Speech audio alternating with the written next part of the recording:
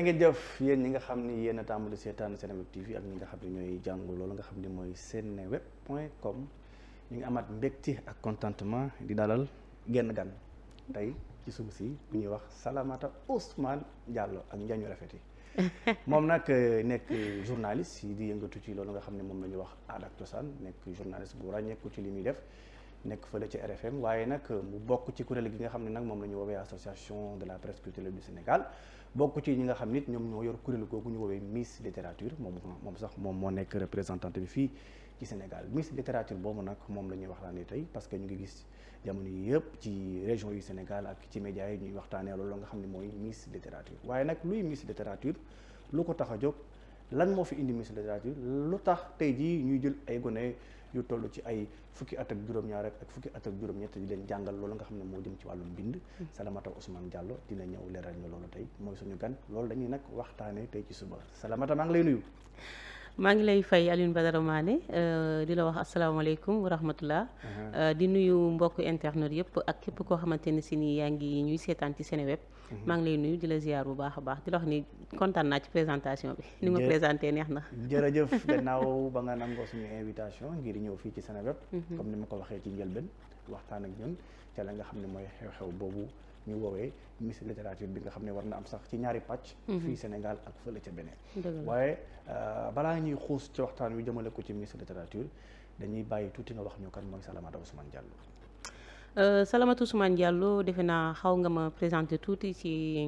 aspect ci bi ngay tàmbali déjà ma lay jaajëfal bu baax a baax ci invitation bi ndax kuy def dara moom bëgg nga mu daal di fës ñu daal di koy wane et donte comme ñun mënuñoo wane suñu bopp donc suñuy naataango ni yéen taskati xibaar rek yéen a ñu ci mën a jàppale donc ma lay ciy jaajëfal bu baax a baax ci invitation bi Salamata Ousmane Diallo comme ni nga ko waxee journaliste la journaliste culturel nekk fële ci rajo Futur Média mais balaa may tàbbi ci rajo Futur Média ma jaar fa nga xam ne moo di Oxygène fa nga ni fa laa jàngee lépp luy journalisme ñu taataan ma tey ji donc lépp loo xamante ne si ni am naa ko ci journalisme Oxygène laa koy jaajëfalee ndax balaa may dem école di def fi théorie pratique laa njëkkee nekk Oxygène pendant 2 ans si laay soogaa dem école pour wuti li nga xam ne moo di li jaasa yi donc ma ci ginnaaw si loolu laa dem RFM continuer fa nekk journaliste culturel ndax dama bëgg culture mais correspondante de la RFM également au niveau de la banlieue du Sénégal mooy Pikine ak Guédiawaye ba yàpp Parcelles donc au-delà de toutes ces casquettes de journalistique Salamata Ousmane Diallo je suis également la promotrice du concours Miss Littérature Sénégal qui est à sa 2e édition cette année. ci kàllaamay Kocc la ñuy waxtaanee nag. D'accord donc ma nekk promotrice concours Miss Littérature Sénégal nekk également administratrice de la structure Salamarcom bi nga xam ne moom moo porté cette année le projet Miss Littérature Sénégal donc tey jii xanaa su ma la doon wax ci tënk rek ci ki nga xam ne moom laa doon ci wàllum liggéey ci professionnalisme kooku mooy Salamata Ousmane Diallo. jërëjëf Salamata Ousmane Diallo ci présentation bi ñi nga xam ne xamuñu woon kuy Salamata Ousmane Diallo tey yaakaar naa ni xamaat ngeen lu bees ci ki nga xam ne mooy Salamata Ousmane Diallo man sax xamaat naa ci lu bees xamu woon ni sax moo porté loolu nga xam ne moom la ñuy woowee kuréel googu di Salama comme léegi Salamata dañuy waxtaanee li nga xam ne moo la fi indi tey muy Miss Littérature Miss Littérature boobu lañ bëgg nga wax ñu lu mu doon ak lu ko wundu. Miss Littérature Alioune Badara Mané dafa nekk ak initiative boo xamante ne si projet boo xam ne mu ngi juddoo ci réewum Bénin ki ko ëmb muy ku ñuy woowee Carmen Fimamé Tuddunu nekk moom it taskatu xibaar comme ñun moom moo toog daal di gis ni xale yu jigéen yi dañuy daal di fës bu ñu ngi leen di ràññee ci wàllum mathématique ci wàllum science ak ci wàllum yeneen domaine ba tax na ñuy wax sax Miss Science Miss Mat bi nga xam ne am na fii ci Sénégal am ci Côte d'Ivoire am ca Burkina waaye mosuñu dégg ñu ne Miss Littérature donc ci la toog daal di xool am taxaw seetlu daal ne kon pourquoi pas ñu ne Miss Littérature ñu créé Miss Littérature bi mu ko créé nag bëggul nag daal di yemale mbir mi képp fa nga xamante ni si ni moom moo di Bénin léegi mu daal di am xalaat daal di ne fépp foo xamante ni si ni moo di ci réewum Afrique sowu jant ak Afrique yëpp dana fa daal di xool foofu fu nekk dëkk bu réew mu ne koo xam ne moom moo fay nekk daal di porter projet bi bu ko defee mu daal di koy doxal ci réewam boobee léegi nag ci loolu ba muy wut nag ka nga xamante ni si moom moo war a moom la war a dénk mbir ma ca fii ci réewum Sénégal te lañ ma daal di suggéré man nag la tax ñu suggéré man nee naa Sénégal na nga xam ne bëri nañ loolu ñuy yëngatu ci wàllum culture rawatina ci littérature ëpp ma ci sax nag xarañ ci wax dëgg yàlla ndax maa ci gën a tuuti ndax ba ma ci duggee yàggul ñu daal di ma ciy tànn jiital ma ni ma yow la yow la ñuy jox projet bi nga daal di koy doxal te kiy def loolu mooy Abdoulaye Fodé Dione nekk le président de l'association des écrivains du Sénégal nekk également promoteur du festival international de littérature de Dakar FILIT bi nga xam ne moom la ñu jeexal lu yàggul dara moom la ñu daal di woo daal di koy laaj ni ko kan la ñu mën a dénk Sénégal projet bii nii di Miss Littérature ci la ma woo ni ma Sala am na projet expliqué ma ne ko man ko pourquoi man mu ne xaw ma de mais en tout cas daal yow la mu ngi mbir baa ngi noonu donc ci na ko defee daal di koy teg ci sama loxo ginnaaw ci yàlla ma ànd ci nag ak équipe ndax nit moom booy def dara mbooloo mooy doole ndax kenn rek mënul lépp donc ci laa am équipe ñoo xamante ni si ñoom ñoo ma ciy jàppale waaye am aussi membre du jury yoo xamante ne si ni ñu daal di ciy jiital kii di professeur André Marie Diagne tey képp koo xamante ne si ni daanaka kuy jàngale katu français fii ci Sénégal ci loxoom nga jaar mu tàggat la ñu daal di koy jiital mu nekk la présidente du jury André Marie donc moom ak ñeneen ñoo xamante ne si ni ren ci jury bi ma lim ci aussi Pape Alioune Sarr sunu naataango journaliste aussi Wali Ba nekk professeur des lettres nekk critique littéraire également Ibrahima Louis Mango aussi nekk professeur des lettres ak ki nga xam ne moom di Sidi Sarr nekk professeur en communication di jàngale wàllum communication donc ñoom laa jël ren ci li nga xam ne moo di jury bi waaye ci daaw André Marie Diagne ña ko fekkoon ci jury bi bokk na ci Ndiémé Ndiaye Ndeye Ndiémé Ndiaye professeur de lettres lycée Mame Abdou Aziz Dabakh ak Mouhamed Sow Baudelaire nekk critique littéraire également Saliou Cissé mi nga xam ne mooy président du Cénacle ak ki nga xamante ne si ni moom moo di Astou Mbène Thioub nekk sama naataango ci RFM nekk aussi borom LHV lecture en haute voix donc ñoom ñoo nekkoon daaw ci jury bi ak ñi ma lim sànq ni nekk ci jury bu ren donc ñooñu ñëpp ak sama équipe d'organisation ma mun cee lim Adama Aydara sama mag sama xarit koo xamante ne si ni mu ngi sama wet boobu ba tey di ma ci jàppale lépp loo xam ne lu jox ci organisation bu ngeen gisee événement bi mu rafet rek Adama la ma jigéen kan slameuse artiste ak Mari Babacar Babacar maa ngi koy nuyoo passage sama xarit léegi ki nga xam ne moom moo di ma jigéen kan lépp luy jëm ci wàllum administration écriture lépp luy bind document yi ñuy war a envoyé yëpp ma jigéen kan moom moo ci nekk depuis daaw ren ki nga xam ne moo di Aïssatou Cissé nekkoon kenn ci lauréate ci candidat yu daaw daal di ñëw comme dafa âge ren parce que concours dafa am âge bu muy yem mu daal di ñëw fekke ci ki nga xam ne moom moo di ma jigéen di ko jàppale ci loolu Agnès Bénédicte Soxna Diouf nekk journaliste Oxygène Aïssatou Cissé aussi nekk journaliste Oxygène mais léegi mu ngi beneen chaîne ñoom ñëpp ñu daal di nekk équipe boo xamante ne si ni équipe bu dynamique daal di ñëw jàppale ma ci li nga xamante ne si moom moo di doxalu projet boobu noonu donc comme ni ma ko waxee Carmen Fima mi tudd nu moo ko indi donc fii ci Sénégal mu porté ko daal di ciy ànd ak équipe boobu noonu ak ñeneen ñoo xam ne peut-être fàtte naa la ñu maa ngi jéggalu mais ku ci sama xel ñëw ci yow dinaa la lim ñoom ñoo ma jàppale ci projet boobu noonu ñu koy daal di doxal ba gis nga ko daaw ni mu amee woon ñu daal di defee final ba fële nga xam ne moo di ca Grand Théâtre ma leen di remercier waat encore du passage ndax ñoom ñoo ma facilité lieu bi accès ma ñëw ñu jox ma salle bi gratuitement ma defee foofu noonu la salle était tellement pleine macha allah ak ki nga xam ne moo di la marraine de la première édition di Fatimata Diallo Ba nekk également je pense marraine d'honneur donc ci association presse culturelle sénégalaise daal di ñëw jàppale ma ci vraiment ci li nga xamante ne si ni moom moo di concours ba daaw ba yàlla def bi ñu paree daal di dem Bénin ak la candidate Soxna Aminata Fall daaw moom la ñu éliroon Miss Littérature Sénégal bi ñu demee Bénin pour la finale africaine yàlla def ni mu defee donc nekk ñu sur le podium mais alhamdulilah parce que jàng nañ ci ndax defet bu nekk boo gis bu nekk rek dañ ciy jàngat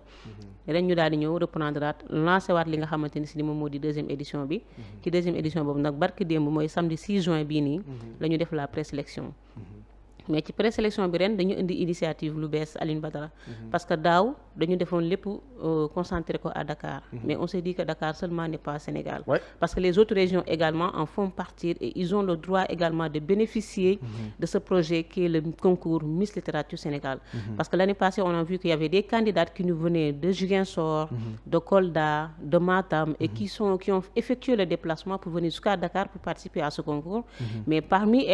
celles qui sont inscrites malheureusement il y a eu certaines qui n'ont pas pu venir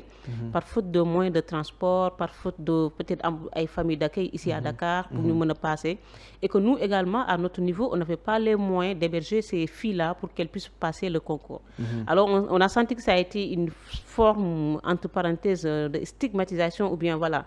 de xaw leen a beddi on s'est dit que c'est pas normal donc puisque ces filles-là ont eu le souci de se déplacer pour venir à Dakar faire leur concours alors donc nous à notre niveau on va se déplacer pour aller vers ces candidates-là aller vers les régions donc c'est ce qui a fait que cette année concours présélection Miss Littérature bi s'est tenu simultanément dans 8 régions du Sénégal donc Kaolack ak Fatick on les a regroupés dans un centre à Kaolack à l'inspection académique de Kaolack Saint-Louis et Louga aussi ont été regroupés au lycée Malick Sall dans un centre donc ça veut dire que sur les 14 régions du Sénégal les 12 ont participé à ce concours mais présélection yi nan ngeen koy doxalee da ngeen koy def lu ci ak ay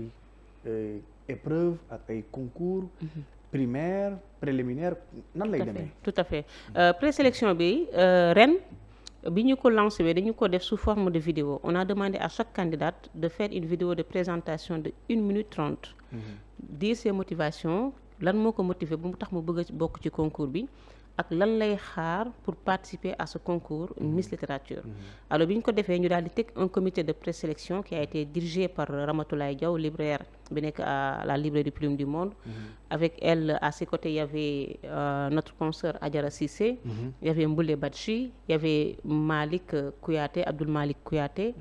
ñoom ñoo nekkoon ci ak Koumba Coulibaly bi nga xam ne moom moo jël le prix meilleure lectrice je pense du Cénacle 2025. ñoom ñoo nekkoon ci comité boobu. Après avoir visionné les vidéos ñu daal di ciy tànn elles étaient 166 au départ.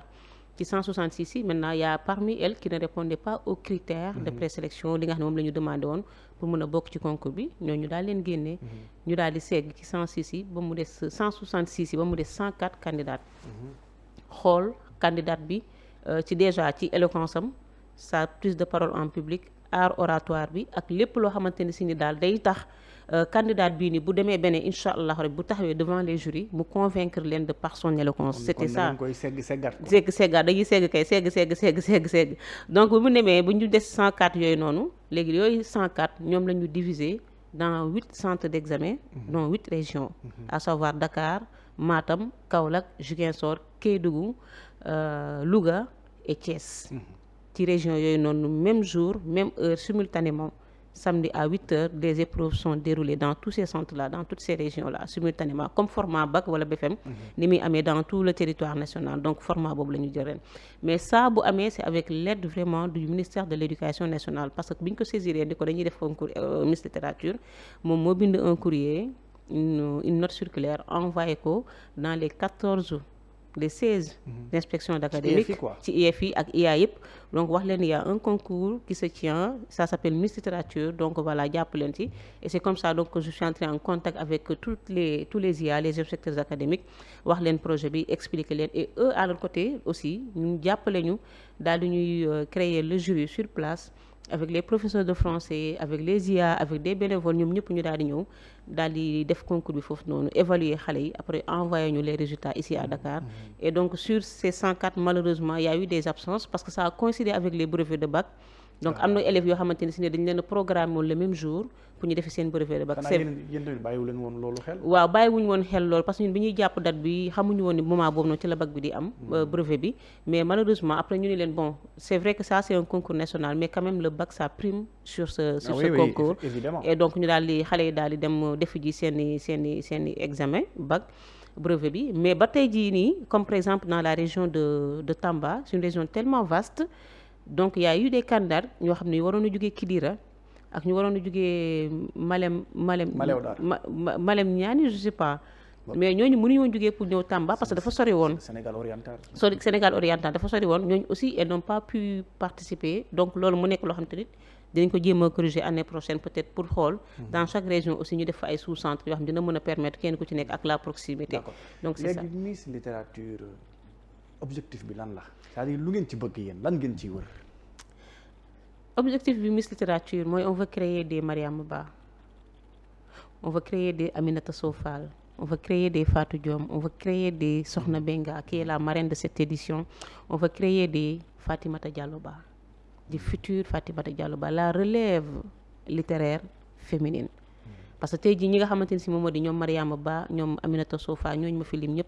macha allah mu nekk ñi nga xamante ne si ni ñoom ñoo di les écrivains classiques ñu nga xam ne tey jii marqué nañu leur temps ba tey jii ñu ngi waxtaanee seen ay œuvres mais tey jii est-ce que tey jii xale yi nga xamante ni si ñoom ñu ngi bëgg littérature di bëgg a dund ci littérature est-ce que tey jii nii xale yooyu noonu war ñu leen ñun jàppale pour que ñoom aussi fa nga xam ne fa mag ñi tegoon seen tànk ñoom tamit ñu daal dafay teg seen tànk donc c'est ça l'objectif objectif bi mooy may xale yooyu noonu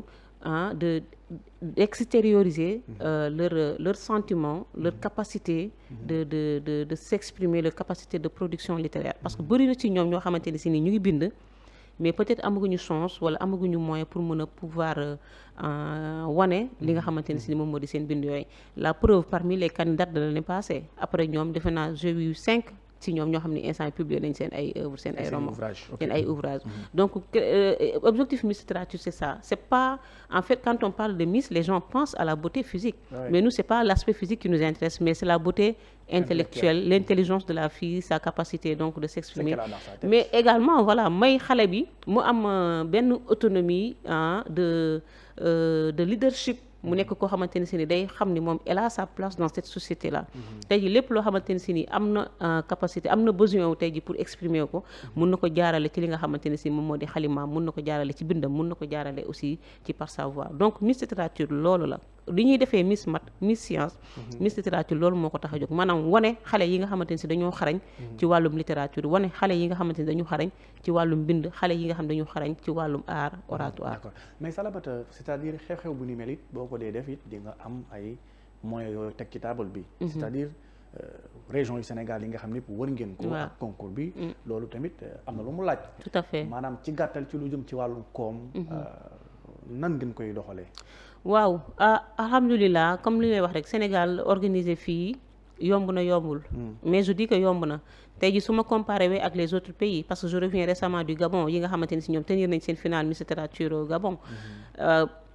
c'est-à-dire au-delà d'être promotrice de Miss Littérature damay def toujours sama casquette de journalistique j'ai fait une interview avec les promoteurs mais ils m'ont fait savoir carrément qu'ils n'ont pas été soutenus par leurs autorités c'est-à-dire ñoom amuñu soutien ñoom ñooy def avec leurs propres moyens avec des bénévoles avec des mécènes yoo xam ne ñoom ñoo leen di accompagner contrairement ici au Sénégal parce que man tey jii si c'était pas le ministère de la culture ça allait peut-être être un peu compliqué pour moi pour dire vrai j'ai été accompagnée par le ministère de la culture lors de la première édition à savoir la direction du livre et de la lecture mais également toujours la direction du livre parce que Grand Théâtre c'est une entité c'est une branche donc du ministère de la culture s'il m'avait pas donné la salle gratuitement fan laa ko doon defee dama doon obligé génne xaalis daal di koy fay te boobu fekk xaalis boobu noonu aw ma ko donc je peux dire que ni vraiment am nañu soutien boobu noonu mais peut-être xëy na li ñu soxla carrément amuñu ko surtout nag pour ren xam naa ça va être un peu compliqué parce que les candidats vont venir des régions et candidats yi di jógee ci régions yi à la veille de la finale il faut nga dëkkal leen ñu am fu ñu fanaan am fu ñu lekk bu ñu naan xëy na loolu nag moom ça va être un peu compliqué leen yor moo tax na ren moom ñuy sàkku rek ñi nga xamante ni si ñoo di partenaires yi si jàppoon daaw ñu gën cee jàpp ministère de la culture ñu gën cee jàpp ministère de l'éducation également aussi ñu gën cee jàpp ministère de la femme et de la famille déposé naa fa courrier mais bon ba léegi amaguma retour et j'espère que peut-être dinaa ko am maanaam tey jii ci xayma boo ko doon wax budget bi nga xam ne moom la Miss Littérature laaj ci xayma ñaata lay toll la maa ne loolu bëri na xaalis la mais wax xayma ko rek da koy xayma rek c'est-à-dire bu ko defee su ko defee ñi nga xam ni tey jii ay bailleurs lañ wala ay sponsor lañ buñ lay jàppale loolu franchement xaalis la bu bëri honnête bon quand je dis xaalis la bu bëri xaw ma je sais pas ndax bëri na ci nit ñi wala bëriwul mais pour man waa xaalis la quoi parce que c'est pas un budget boo xamante ne si ni budget wu 10 millions la wala 5 millions non mais daaw bu ñu defaree suñu budget rek ça a dépassé ay 15 millions noonu di dem honnêtement bu fekkee ni tey jii lépp la nga xam ne moom la ñu budgétiser moom la ñu soxla moom la ñu bëgg war koo am bon boo ci boolewee ay fay saal yeeg yooyu noonu moo tax donc ma ne la jàpp am na parce que bu ñu faylu woon saal yi ñu war koo fay ci lay gën a metti donc c'est ça quoi mais en tout cas franchement ça demande énormément de l'argent mais alhamdoulilah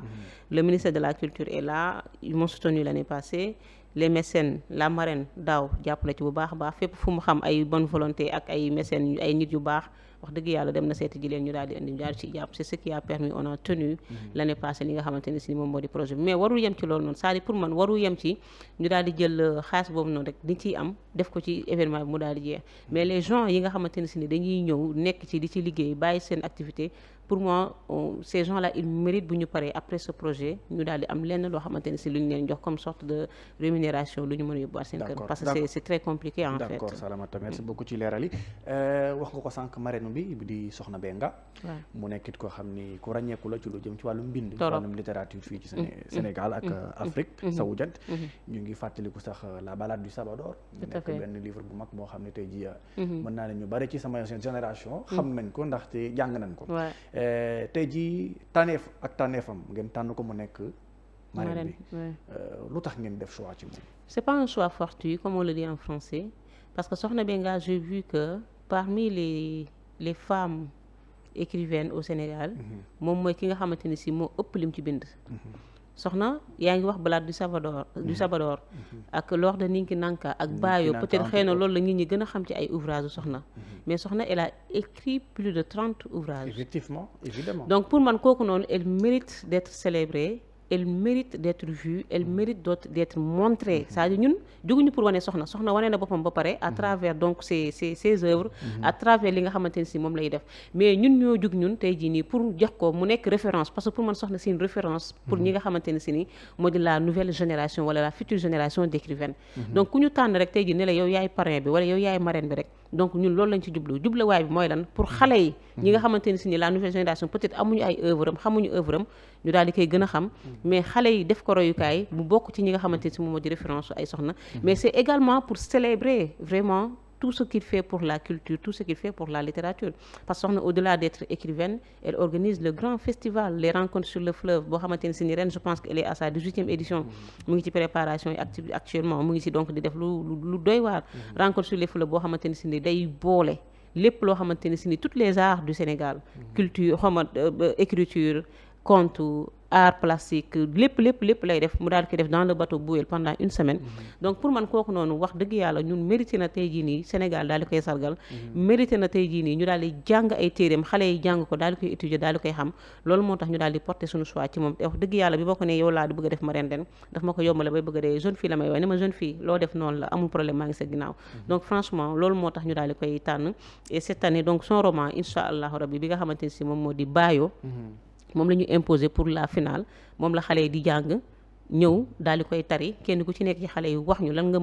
nga jàpp ci téere soxna bii nii ci à sa présence ci teewaayam. Donc justement c'est ça l'objectif. Mais bu ñu waxee parrain bi aussi marraine wax parrain bi, donc parrain bi c'est Abdoulaye Fodé Dione, moom aussi nga xamante ne si ni vraiment il a écrit, Abdoulaye Fodé Dione il a beaucoup fait pour la littérature sénégalaise africaine, il a pas mal dirigé des associations d'écrivains muy nekk fii Sénégal ak nekk bitim réew, xëy na sax loolu dina moo pare dina xëcc sama dopp yi ndax moom dafa nekk nit kon dafa discret ba nga xam ne bëggul sax ñuy wax yenn yi. Et il a longtemps vécu en France. Il a longtemps vécu en France, donc longtemps aussi vécu donc dans les pays européens, mu nekk koo xamante ne si ni vraiment donc aussi mérité na moom également pour ñu sargal ko daal di wane li nga xamante ne si ni moom moo di ay téereem. Moom tamit mu ngi bind téere bu ñuy woowee Taxi Woman Jeyna Taxi Woman, donc œuvre boobu noonu aussi moom la ñuy xale yi di étudier pour la demi-finale incha allah. D'accord. Alors Salamata, avant dernière question, par rapport ak Miss littérature bi ñaari pàcc lay doon Sénégal ak Bénin, final bu mag bi di amee fële ca Bénin. ma doon laaj bu ngeen demee ba ci final bu mag bi ki nga xam ni moom moo jël raw gàddu gi moo jël concours bu mag bi kooku après lan lay am ci ay neexal. Bon bu dee fii nii ci Sénégal finale bi incha allah c'est prévu le 14 novembre. Mais avant finale bi dañuy dem demi-finale le 7 octobre, et boobu aussi bëgg nañ ko décentraliser génne ko Dakar. On est en train de négocier avec la région de Fatick. Foofu lañ ko bëgg a defee, donc on a écrit les courriers qui ont été envoyés, comme ni ñu wax moom dëkk boo ciy dugg da ngay fëgg buntu ba jaar ci buntu ba, donc jaar nañ ci ki nga xam ne moo di le gouverneur de la région de Fatick. On a déjà envoyé le courrier et j'espère que dinañu ubbil ay buntam pour ñu mën a defee foofu li nga xam ne moom moo di la demi-finale incha allah rabbi balaa ñuy dem ci finale africaine bi le 14 novembre. Mais fii nii comme daaw la finaliste malheureusement du am xaalis, xam nga malheureusement lay wax, xam nga heureusement bon. Ça aurait bien été que xale bi daal di am une somme, une enveloppe, mais daaw quand même xale bi li mu am mooy ordinateur, tablette avec un lot de livres. À part ça, donc le billet d'avion qu'elle a gagné pour aller au Bénin et représenter son pays, mais également encore mieux parce que pour une première fois dans l'histoire du Sénégal littéraire, pour une première fois daaw la candidate a reçu le drapeau national des mains du ministre de la Culture Khady Diène Gaye pour mu dem représenter son pays. Musul am, c'était la première fois daaw, et tout ça donc grâce au directeur du livre Ibrahima Lo qui a tout fait, qui a tout négocié pour que le ministre reçoive ki nga xam ne moo di candidat bi. Donc loolu, mais à part ça gisaguma ci daal wax dëgg yàlla mu daal di am peut-être une enveloppe. Suñu bëgg ren nag loolu la bëgg nañ vraiment Miss bi daal di am une enveloppe boo xamante ne si ni moom lay gagné. Loolu daal mooy suñu bëgg bu fekkee ni partenaires yi jàpp dañ ci ak les autorités bëgg nañ ko, mais bu loolu amulee aussi devant l'impossible nul n'est tenu. waaw. En tout cas Saramata cant ak ngërëm ñeel na la. Merci beaucoup Mané, xanaa nga may ma rek ma wax tuuti tamit ci ki nga xam ne moo di livre bii nii Le Soleil dans le ventre. Moom la ñu imposé woon pour la partie présélection le samedi 6 juin bii nii passé. Donc ci œuvre bii nii ci la ñu daal di génnee les questions qui ont été posées aux candidates pour ñu daal di koy jàng. Donc mu nekk Mamadou Camara boo xam nga ko bu baax, mu nekkoon à côté de Abdoulaye Fodé Dionne tout le temps ci filit bi doon ko jàppale. Livre bi da ko bind même pas 1 an après ci la yàlla def li gën ci moom. Donc on s'est dit que ça serait normal et que ñun le 6 juin ba ñuy jàpp suñu présélection bi on savait même pas, on avait même oublié que le 7 juin boobu la décédé woon moo doon nekk 1 an anniversaire de son décès. Et donc ça a été une manière également pour nous de lui rendre hommage, mais également de promouvoir cette œuvre, parce qu'on se dit que ça mérite d'être vu, ça mérite d'être célébré, ça mérite vraiment d'être étudié par les enfants, par les jeunes, par tout le monde, par le monde entier. Et daal di koy sargal, rendre ko hommage, parce que Mamadou Camara c'est quelqu'un koo xamante ne si ni également il a beaucoup fait donc pour la littérature sénégalaise, nekk koo xam ne doon nëbbu boppam ngir daal di fësal ñi nga xamante ni moo di ñeneen ñi. Donc on s'est dit que ñun li ñu mën rek tey jii ci moom mooy téeréem bi nga xam ne moom la fi mujjee bind daal di fiy bàyyi, te balaa ñuy def promotion fekk na mu gën, defuñu sax cérémonie de dédicace de cet ouvrage là. Donc ñun suñu wàll dañ koy génnee jox ko xale yi ñu daal di koy étudier daal di ciy jàng. Donc texte bi nga xam ne moom la ñu joxe woon le 6 bii nii passé fii lañ ko jëlee ba ci œuvre bii nii mooy Le Soleil dans le ventre bu Mamadou Camara. En tout cas Salamata jërëjëf. Lan mooy kàddu gu mujj gi? Kàddu gu mujj gi mooy di santaat ak di gërëm ñëpp ñoo xamante ni si ñu ngi jàpp ci Miss Littérature, te di wéy di leen wax ni ñëw leen ngeen jàpp ci bu baax a baax, parce que comme je dis le concours Miss Littérature c'est pas un projet de Salamata, ça ne m'appartient pas, c'est le projet de tout le pays, c'est le projet de tout le Sénégal, parce que la preuve mooy candidat bii dem di représenter le Sénégal, on va dire c'est le Sénégal qui participe. Ndax bu ñuy dem dañuy dem suñuy wetu naataango, suñuy weti mbokk yi yeneen réewi Afrique yi. Donc projet wu Sénégal la na ñëpp ñoo daal di ci jàpp ngir le bien du Sénégal, mais également pour la promotion de la littérature africaine et sénégalaise notamment. Di la jaajëfalaat bu baax a baax ci invitation bi, di sant ñëpp sama équipe bi, aw ma seen fay, ñi nga xam ne ñoo ma ciy jàppale ñoom ñëpp ku ma lim ak ku ma limul ñëpp sant naa la, gërëm naa la, les membres du jury, les gens qui ont été dans les régions, les IA, les professeurs de français ñi nekkoon ci régions yi pour la phase de présélection, ñun ñëpp maa ngi leen di sant di leen gërëm. Merci beaucoup Salamata Ousmane Diallo, jërëjëf gannaaw ba nga nangoo suñu invitation. Merci beaucoup ci Seneweb ngir weccante xalaat ak ñun, waxtaan ak ñun ci li nga xam ne moom mooy Miss Littérature. Di gërëm ton mari Babacar, di gërëm Adama Aïdara ñi nga xam ni ak ñoom mboolem ñi nga xam ne ñoo ànd ak yow ci liggéey bi jëmale ko ci Miss Littérature. Yéen mbokk yi xarit yi tamit dégg ngeen Salamata Ousmane Diallo daal dina indi ay leeral ci li nga xam ne moom mooy xew-xew boobu di nekk Miss Littérature. moo ne woon suñu gan tey, moom lañ doon waxtaanal. Di leen jox dig daje ba beneen yoon fii ci Seneweb ak yeneen invité. Jërë ngeen jëf.